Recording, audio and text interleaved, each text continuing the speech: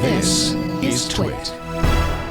The Imagine T3 is a new flagship product for PSB, and we have a picture of two of the items, two of the models from that series in the family of Imagine T3. We have the, if we can take a look at that, the floor standers, the towers, and the center channel, which I think you said was called the C3, right? That's correct. And this complements the other models in the Imagine series. We have an Imagine S, which is a surround. It can be used with this series. It can also be used with the Imagine T2, a less expensive, smaller footprint version of this tower you see in front of you. We also have an Imagine T, the whole series, a B, a bookshelf, center channel, a smaller one. So it's a full home theater complement of products that can be configured in any way you would like. And even with some of the new models we're doing in custom sound, adding some of the new series, which we'll be introducing very soon, as the ceiling speaker Atmos, then you'll be able to do a full home theater Atmos system with Imagine products. Oh, excellent. Can't wait to hear that. Yeah. So the previous flagship was the Synchrony 1, and you told me yesterday that you've made some improvements. Can you sort of outline what those are? Yeah. If anyone were to ask me, what would I do to improve the performance of any loudspeaker, given a model, what would be the challenges to raise the bar on that model? Well, Synchrony 1 being our flagship, I had to look at all aspects of the performance and see what could be done to raise the bar. And there were four things that I concentrated on. One was the overall sensitivity of the speaker. It's about 1.5 dB more sensitive than the Synchrony 1. Another thing that you would want to do is increase the capability dynamically. So not only is it more efficient, the surface area of the drivers.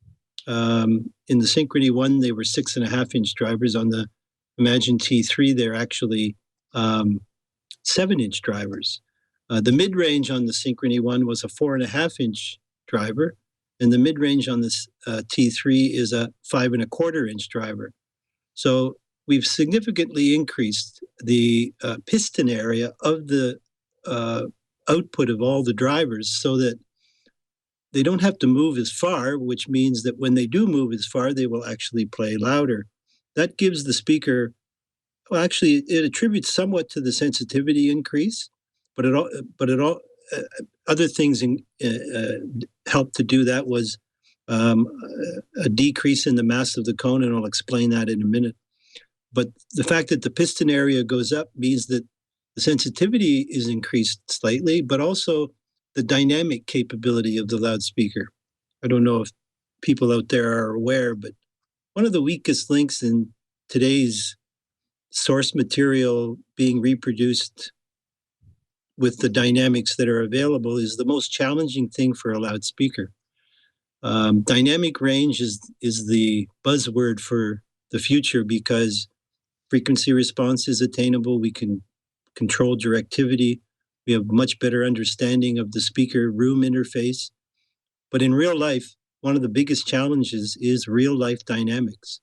And so anything that can be done to increase either the sensitivity and in parallel, the piston area or the output capability of a speaker is always a good thing. Now, when you say dynamic range, before you go on, when you say dynamic range, I think we must qualify that by saying it depends on the type of music and the recording that you're listening to, because an awful lot of popular music is mastered and released with a very limited dynamic range on purpose to make sure that you can hear all of it in the car or over the radio or whatever. So in some cases, a wider dynamic range isn't necessary. Of course, when you've got a recording of a classical symphony or something that's been recorded in a way that produces very wide dynamic range, particularly if you're using more than 16 bits, as we know, high-res audio is a hot topic these days, then you're right. You absolutely need that. The speaker needs to be able to reproduce that higher dynamic range.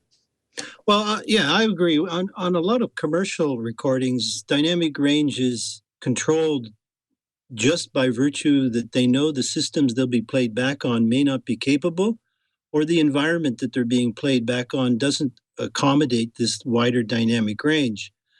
But high res is becoming more and more uh, popular and more available, especially with downloads off the internet, streaming media, etc. And some of this recording material is straight out of the recording studio. So, and it's at up to 192 kilobytes and 24-bit. Yeah, kilohertz, actually. Kilohertz, sorry.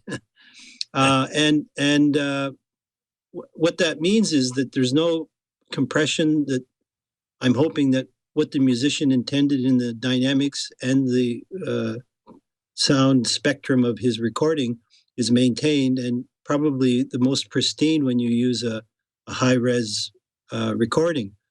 And home theater is also moving in that direction with Dolby High Def home theater, and I think DTS has a similar version. So that I don't think we want to cheat the producers from allowing from the medium allowing their music and their productions to be enjoyed by the audience in the fullest way. Mm-hmm. So I couldn't agree more. Absolutely.